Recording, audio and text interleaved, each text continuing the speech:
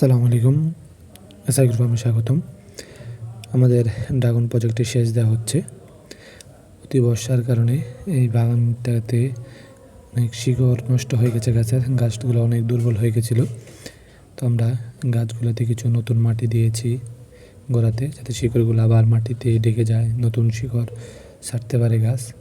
এবং কিছু অনুখাদ্য, রাসায়নিক সার, জৈব সার দিয়ে গাছগুলোকে এখন নতুন করে সেচ দেওয়া হচ্ছে, যাতে গাছগুলো পর্যাপ্ত খাবারগুলো ভালোভাবে খেতে পারে এবং আমাদের যে বাগানটা আবারও পুনরায় নতুন রূপে ফিরে আসবে, এটা আশাবাদী।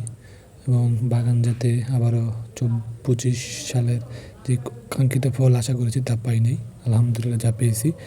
26 সালে যাতে আমরা পরিপূর্ণ ফল হারভেস্ট করতে পারি, তার জন্য আমরা চেষ্টা করতেছি।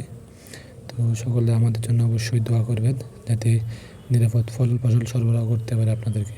এসআই গ্রুপের সাথে থাকবেন। আসসালাম।